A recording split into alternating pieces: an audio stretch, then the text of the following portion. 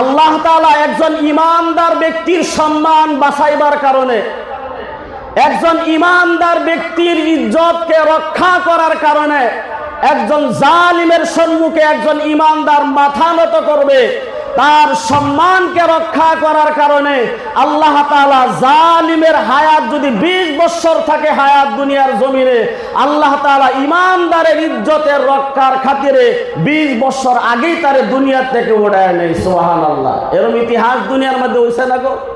কোরআন সাক্ষী আছে না? হাদিস সাক্ষী আছে না?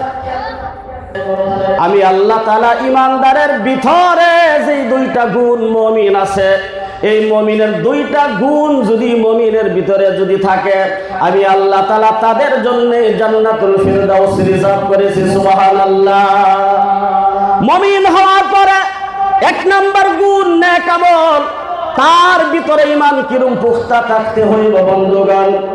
মিশরের বাদশা জামাল নাসের ওই যুগের মাধ্যমে বন্ধুগণ শহীদ সাইয়্যিদ কুতুব তাফসীরে জিলালিল কুরআন লেখার কারণে যেই সময় মিশরের মাধ্যমে মুসলমানকে লাঞ্ছিত বঞ্চিত করা হইতো, আগুনের মধ্যে জ্বালায় দেওয়া হইতো, গর্ত করে মুসলমানকে গর্তের ভিতরে ফালায়া মাটি দিয়া জিন্দা দাফন করে দেওয়া হইতো, এই সময় শহীদ সাইয়্যিদ কুতুব রাহমাতুল্লাহি আলাইহি কলম হাতের মাধ্যমে নিলেন, কোরআনের ব্যাখ্যা লেখা আরম্ভ করে দিলেন।